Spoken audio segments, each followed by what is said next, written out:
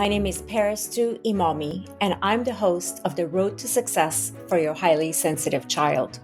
This podcast is about empowering parents of highly sensitive children to nurture their child's unique personality trait and create a path to success. Our podcast provides guidance, insights, and support to help you unlock your child's full potential, fostering resilience, confidence, and a bright future. If you're new to my podcast, please go back and listen to episodes 1 and 2 because they provide information on high sensitivity that all subsequent episodes will build upon. If you skip these episodes, you won't get as much out of this and all subsequent episodes. To book a private coaching session with me, please visit my website at parentinghsc.com. If you're looking for a talented portrait photographer, I highly recommend Laurie Bishop of Become Studios. Check her website out at www.becomebeseen.com. You can find this link in my podcast description. For a limited time, if you use the promo code PARISDO100, you will get a $100 credit towards photo purchases. Today's episode is a continuation of episode 52 with my talented guest, Ms. Roberta Bell. Ms. Bell has a very impressive background. She's known as Roberta the Tool Lady, the host of Put It All on Red podcast, the co-host of Taboo Chronicles Podcast. She's also a family specialist where she works with families with children under the age of 3. Roberta is also an author and a public speaker. I hope you enjoy this episode. I also counsel mothers. Mm-hmm. So that's one population that I also counsel. I work in special services in early childhood, but I also counsel mothers who just had children. Mm-hmm. So again, postpartum depression, some of those things, also past traumas may also come up during that time because of postpartum depression. So I often have to be very selective of how I absorb some of those things, or a lot of those things, to be honest. Of course. Yeah, and again, I've been doing it for 20 years. Mm-hmm. In both populations, that's substance and mental health. So that's just a coping skill that I've learned for myself. I didn't have that coping skill when I first started, so I'm not that great. But I had to learn that. Yeah. I remember, I'll give an instance. When I first started, I had a lady, and she was a Spanish lady, and I was in Oklahoma. She was a Spanish lady who had originated from New York, migrated to Oklahoma. She had 2 sons. She was on my caseload. And her sons had died in a car wreck. Oh. So I thought she was situational depressed, Mm-hmm. but she wasn't. Mm. She didn't have situational depression. This had happened 5 years ago. Oh, wow. Correct. So every day she was reliving it, and guess who else was reliving it? Yeah, you. Yeah. And so none of my peers there could even interact with her because, of course, she was combative, defensive. She was all of those things. Mm-hmm. But I had so much compassion for her because I'm an empath. And so I would literally always try to do something, even with that caseload of 50 people. I would take time probably twice a week with her. Mm-hmm. And she really took a lot of my time and a lot of my energy. And so I went to such a deficit with it that I even came out of the social service field because I thought this is too much. And I went to sell cars. That's how I ended up on the car line. I see. So, So that's how I ended up on the car lot. But yeah, and so when I decided I couldn't handle the car lot, the business part either, I was like, well, you just can't handle this. This is too much for you. You can't really take advantage of people because Yeah. not only do you feel how they feel, you also have so much empathy for them. You can't take advantage of anyone, Yeah. because And you that's have compassion on top of the empathy. yeah, So it's a very bad combination for being a salesperson. right. So I had to go back to I my mean, not group. just any salesperson, but a car salesperson, because you Yes, have exactly. to. Right. So I had to go back to my group, and when I came back, I said, well, I have to do something different. Mhm. I have to do something different because I cannot allow my clients to dictate my emotions so much, and I have to learn how to regulate that. How Right. to protect myself. So that's why I do it so often, and I do it consistently. Mhm. Um, and I tell you what, it's actually it's a practice of mindfulness. That's what I practice. So Yeah. and so I'm just a big mindful person. I really believe in it. I really believe it's a game changer and a life changer. And Oh, and just it's so important for a highly sensitive person, yes, because that's a part of, I teach somatic practices to my clients. And somatic practices is a way to regulate your nervous system. So regulating your emotions, for example, yes, um, to use a layman's term. Uh, for someone like a highly sensitive person like us, where we feel so much, and on top of it, we have empathy that is very strong empathy, and then we have so much compassion. If we don't regulate our nervous system, if we don't regulate our emotions, then everything builds up inside of us, and then we just erupt like a volcano, and that could come out as yelling, being angry, you know, just having a negative energy all of a sudden, but if we do, mindfulness is a part of somatic practice. Meditation is a part of somatic practice. But if we do our somatic practice, and we do it on a daily basis, then you're constantly regulating your emotions and your nervous system, and then you're able to process your emotions better and understand them better, know where it like where are you feeling it in your body. So it really helps us yes, with a lot of things that we experience as a highly sensitive person, not just the empathy part, but the whole thing, because we do have a lot of strong emotions on top of that. yes. So, so let's go back a little bit, and I learned about your childhood, but I Uh-huh. want to learn how was it about, for example, continue your childhood into your teenage years. What were your teenage years like? Okay. Well, again, my teenage years, um, I was pretty much a introvert. I didn't really enjoy a lot of things maybe teenagers like.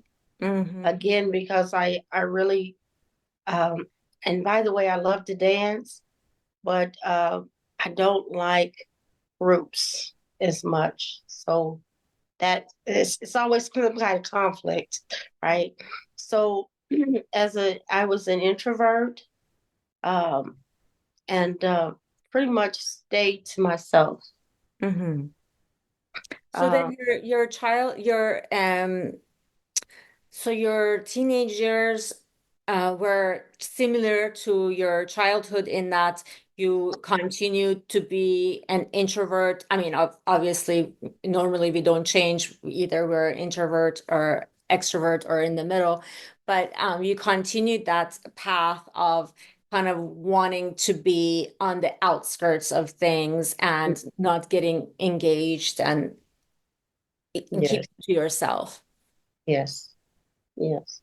So those things continued. Um, I started babysitting, and I really liked babysitting. That was my first Yeah, me job. too. I did it too. That was my first job. I That's think how I because got you're into so early childhood. nurturing. I'm sorry, what did you say? I talked over you. I'm sorry. Oh, no problem. I said that's how I got into early childhood, because I really Oh, liked it, and I yeah. really fed it to, that, man, children are the best, and not only are they the best, I can kind of relate with them a little bit better because Mm-hmm. they're not expecting anything out of me, and and I can talk to them better than I could my peers or adults. So Mm-hmm. I that's how I got into early childhood. That's Hmm. amazing. You know, it's fascinating. So for me, I loved kids and I also babysat starting with my little brother who was 11 years younger than me when he was born. So he was my little live doll that I played with all the time. And I babysat him because we moved to the US by ourselves. My mom, myself, and my little brother, the three of us moved to the US without my father, without my older brother.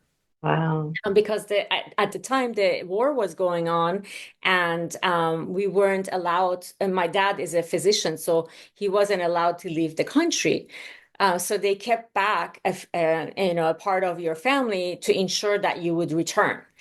So my mom and my brother and I had such a blast together because I grew up with a dad who was very scary. So I was like really scared of my dad and really didn't interact with him too much because I was terrified of him.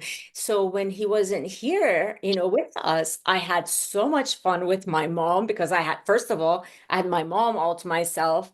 Second of all, I had this little baby that was so cute and was a live doll for me.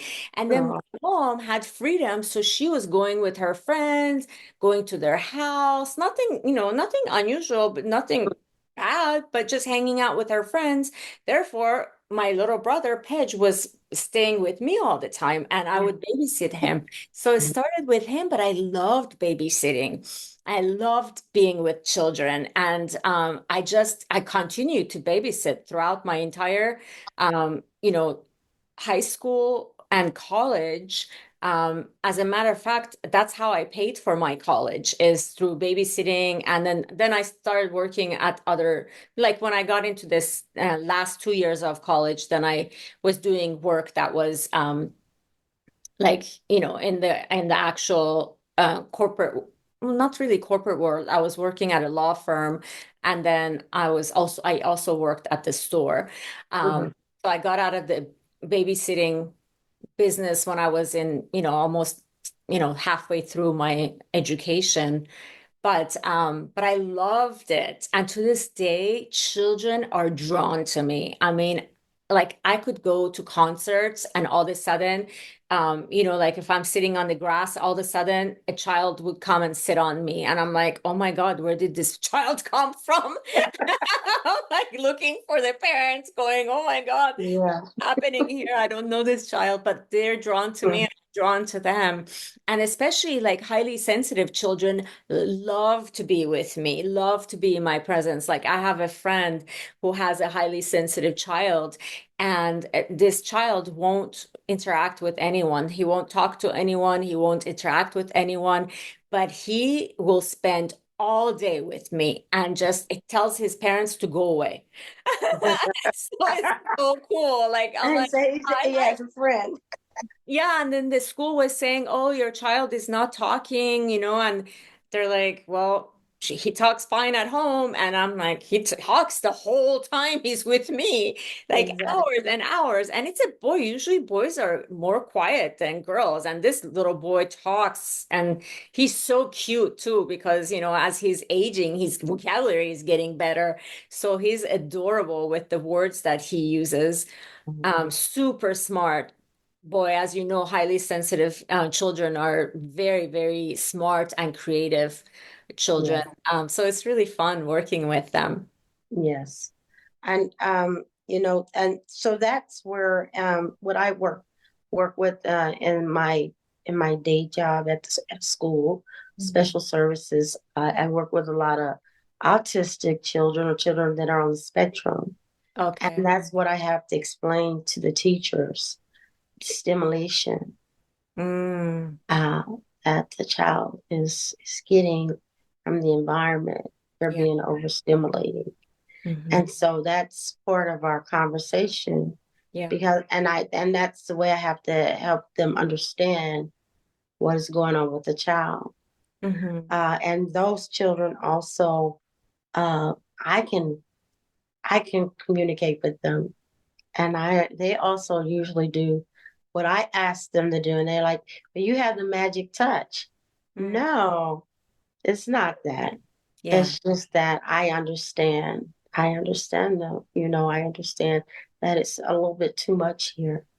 Yeah. There's too much stimulation Do you in that. find that there are children that you work with that you perceive them to be highly sensitive rather than autistic? Um, there are some, yes. Also, again, that's why I say, as a parent, um, don't focus on the deficit or what you assume is a deficit. Focus on the positives of your child, Hmm. and don't look at the outcome. Don't try to, because a lot of parents, what they do, they look at the other children and Yeah. then their child, and then I get frustrated. But because, and I'm going and saying that to go back around to say what you're saying, there's Hmm. some of these children that are even, um, they are even advanced children, Yeah.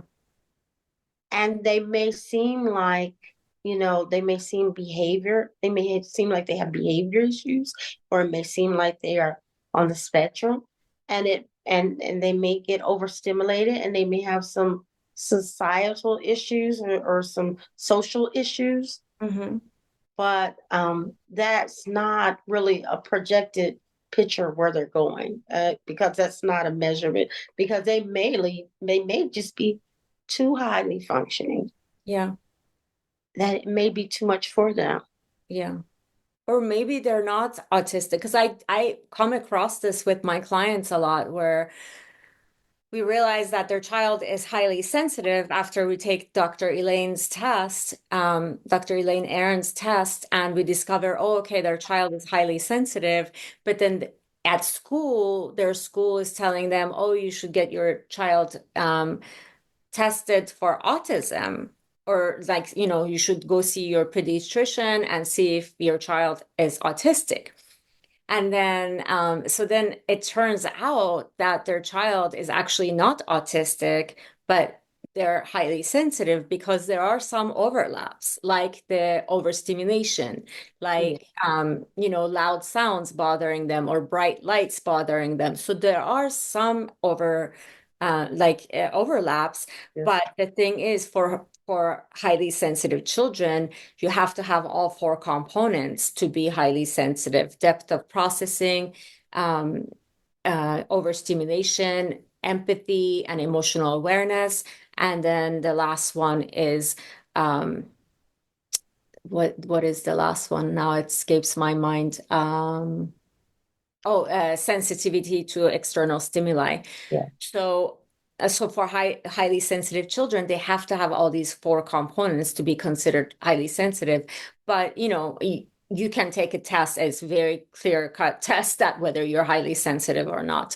Um, and that test is created by Dr. Elaine Aron, who coined the term highly sensitive person and highly sensitive children. So there's a lot of research that she put into that before she developed that test, and it's very accurate. And then, of course, if the child is autistic, then you have to go see a physician because it's a medical condition, whereas high sensitivity is a personality trait that you're born with. So, I was just curious to see if you see that in your field, because um, I often see it in my field where the child, the teachers think the child is autistic, and then we discover no, the child is actually highly sensitive. And Yeah. that's an easy fix for highly sensitive children, right? Because Yeah. it's not a medical condition. That's right. And what I even see, sometimes they're advanced. Like I said, sometimes they already know it's selective. Like when I didn't speak, it was a selective speaking. It wasn't because I couldn't speak. Yeah, yeah. It wasn't because I didn't have a vocabulary. It was just I didn't want to. I didn't have a need to speak in that space. Yeah. And And go ahead. may I interrupt you? I mean, not interrupt, but interject. Uh-huh. So, hi, children who are highly sensitive may not speak for the fact that, for the reason that they are not comfortable in that environment, or they're not comfortable with those specific people.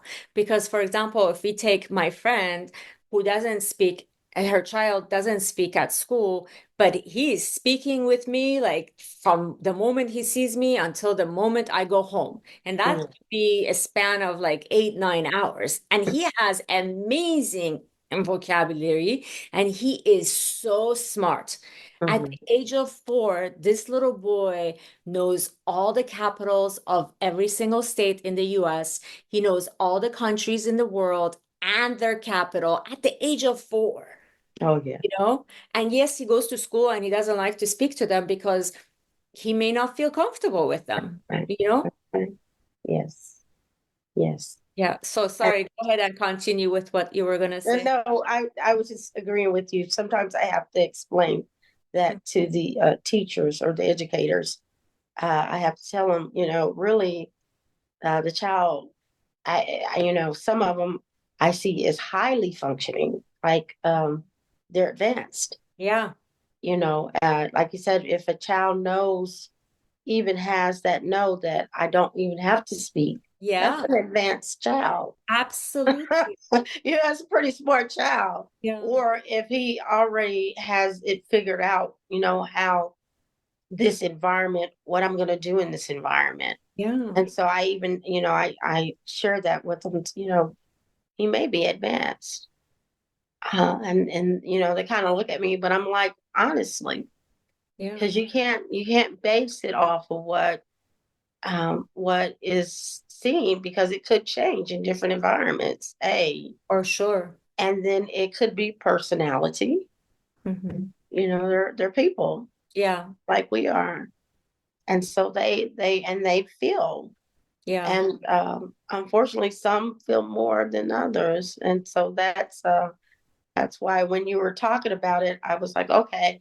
And I've also counseled some ladies also, um, and most of them were women, um, that I've counseled, and they would go back into their childhood of how they felt, how they were traumatized Hmm. because they were the ones that would cry, because they were the ones that felt sad, if something was happening, or because, and so they were always seen as the weakest one in the family. Yeah, exactly. And so this has built up into their adulthood, and as you said, has built up into some anger and some resentment, like, no, I know how I felt, and I know when I felt certain ways, but when I go home, or if I would be at home, they'd say, oh, you're crying again, oh, you're worried about your friend, or that happened last year. She was referring, one of them referred to a death, Hmm. and she was asking me, is it, um how did she put it? Should I not still grieve grieve for that friendship that I had 8 years ago Yeah. from my friend that died? Mm. And I said, well, grief doesn't have a time period. And Yeah. she said, well, my parents said that's over with. Mm-hmm. And I'm like, no, if you still feel it. Yeah.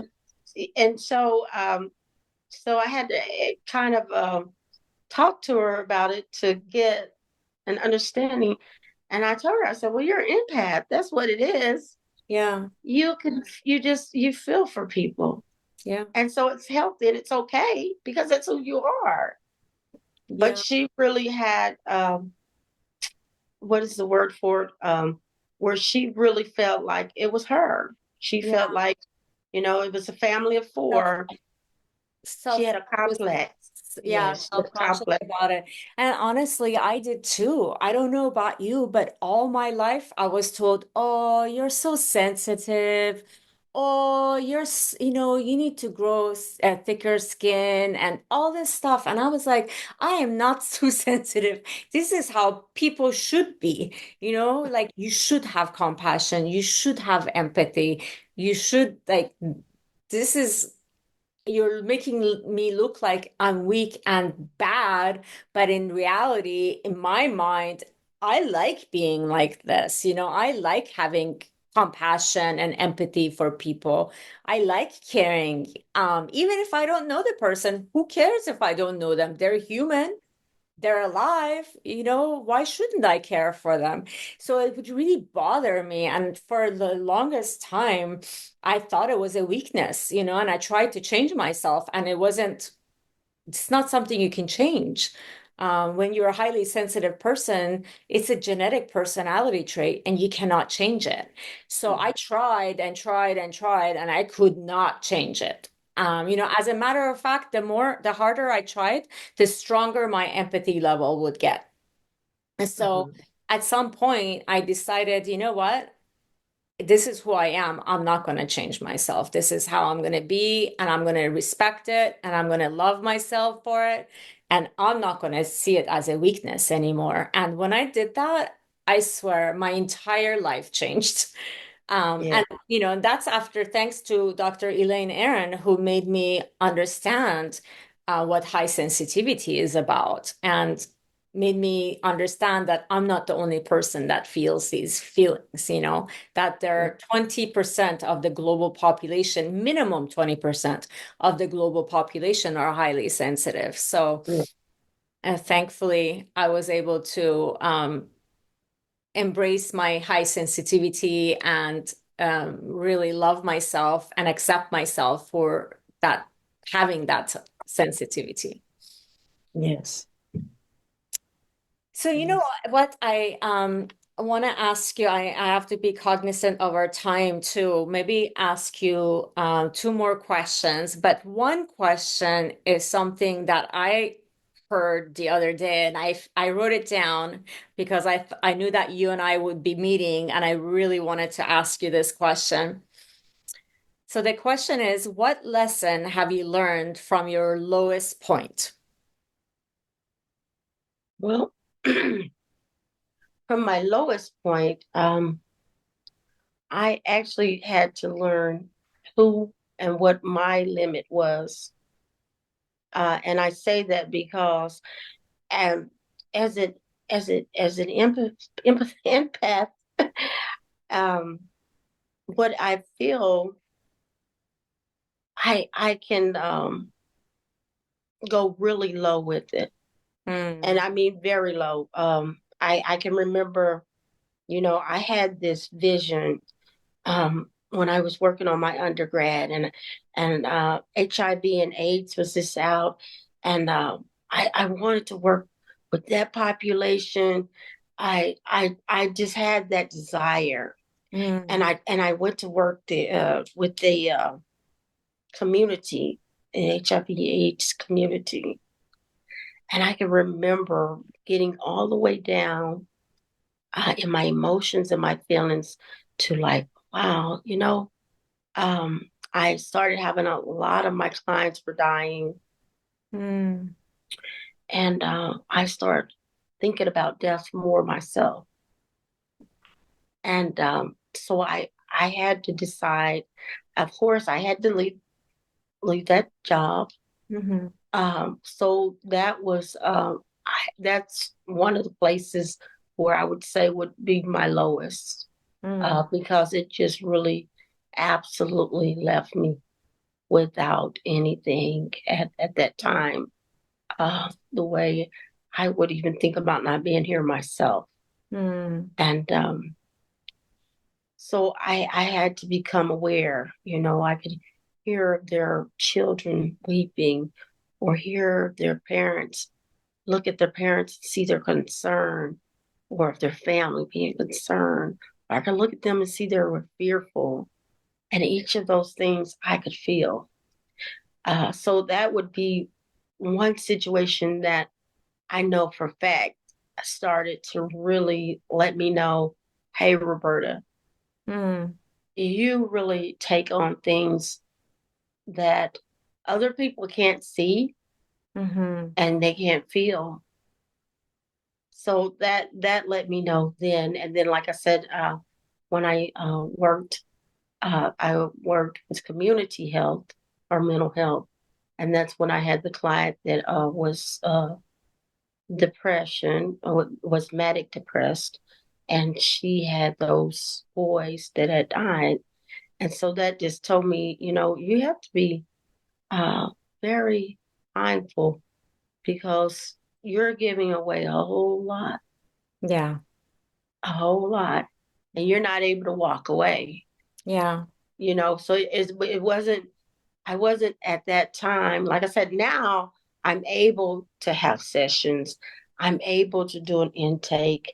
I'm able to hear your story, and not get emotionally involved, or the way I can't get that story out of my emotional balance here. So I'm able to do that now, but it took some work.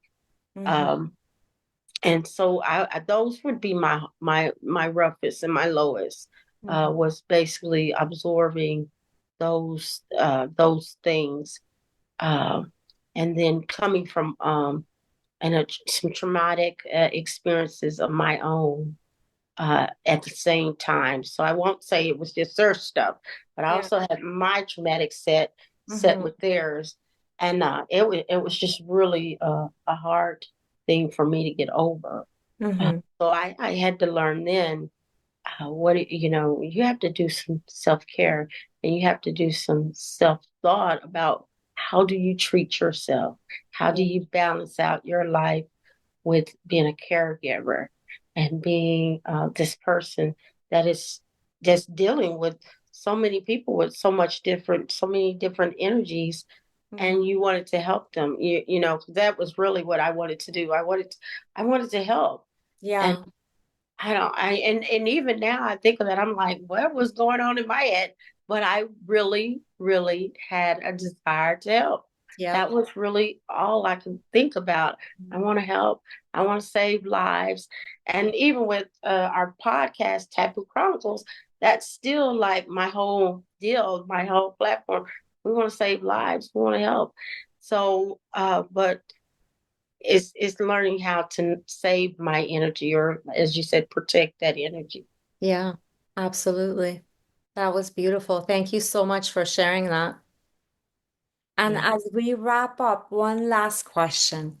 What, after having 20 plus years of experience in this field, what advice do you have for parents who are raising highly sensitive children? Well, again, be patient with the process. Be patient with the process. Don't count the future out based upon the beginning. Sometimes, a race can start off slow. Mm-hmm. Or sometimes you might have to go back and retrain and go back and race again. Yeah. But you're gonna be able to get there. Mm-hmm. And be nice and be kind to yourself as you go through this process with your child. Again, because what happens, as you said, it could set up some traumatic experiences that carry into, as my client had in her adulthood. And I've had 2 or 3 clients like that. And I'm like, No, you're just an empath. There's nothing wrong with you. Yeah. So be patient even with yourself. And then also, there's nothing wrong with getting a second opinion. Mm-hmm. There's nothing wrong with getting talking to other professionals. Yes. You know, one fix all, one cookie cutter fix all doesn't work for everybody. That's right. Especially for highly sensitive children. It's That's a right. very, very unique way of parenting, and each highly sensitive child is unique. So that's why it's very important, whoever you work with understands your family, your child, the dynamics within your family, and how your child is so well that they can cater that your parent, they can help you learn a parenting style that caters to your child's needs. Hmm. Yes, yes, But that's what I would say. thank And you so much, Roberta. You've been so amazing. Thank you. I had such a great time talking to you. I feel like I'm just sitting here talking to an old friend. Thank you so much for you know, being a guest on my podcast. It's such an honor to have you here. well, thank you. Um, yeah, thank you. And thank you for helping serve children and families. Oh, of course. I love my job. I absolutely, this is my calling. And like you, I'm a very spiritual person. And for many years, I was asking God to help me discover what my calling is. So it finally happened. And I'm so grateful that it did. Because many people, go throughout their career not finding out what their calling is. So at least I found mine, even if it's towards the end of my career. And that's okay. Yep, it is okay because I'm very happy helping people. I mean, when I Yeah. make an impact on a child's life, oh my God, Roberta, my whole body lights up with happiness and joy, When a Yeah. parent comes to me at the end of my sessions are 3 months engagement, so they're 3 months long. At the end of the 3 months, when the parents come to me and tell me what a profound impact I've had on their lives, oh my God, that is the best gift anybody could give me. It Yeah. just totally lights up my world. Yes, yes. Making a difference. Yeah. Making a difference. And I think that's a part of being an empath too, because I really care about how people feel about themselves. Yes. And I had to learn that. Like some people like, oh, so what if that happened to such and such? And I'm like, no, that's awful. You got, they got the right to feel good about themselves, Yeah. and they got the right to do whatever, and I'm so pro, this is you, this is, Yes. and so and so supportive in that way with people. And and then I thought about it, and I that does make me different. Mm-hmm. Yeah. Yeah. Yeah, highly sensitive people are so unique, so Hmm. unique, and each of us are different. We are unique in our own ways. No two highly sensitive people are the same way that no two non-highly sensitive people are the same. We are all unique in our ways, and but we do have a lot in common, like the fact that we want to help others. Like we Hmm. are all about serving, and that's where we thrive in life. That's why I'm so happy doing what I do today because I'm serving people. I'm helping them, and I'm Yes, basically bringing light into their darkness, right? And yes. that's just so beautiful to me. Well, thank you again. So grateful that you were able to join me today. Thank you. And hopefully we'll have you back soon. I would love to. Thank you. All right, thank you. As we wrap up today's episode, I want to remind you that you have the power to create a bright and successful future for your highly sensitive child. Embrace their uniqueness, nurture their strengths, and provide them with the love and support they need. Together, we can pave a path to success that aligns with their sensitivity. Thank you for joining us today. And remember, you're not alone on this journey. We'll be here with more insights and inspiration in our next episode. Until then, keep believing in your child's potential because they truly are extraordinary. Stay tuned, stay inspired, and stay committed to setting your child up for success in life.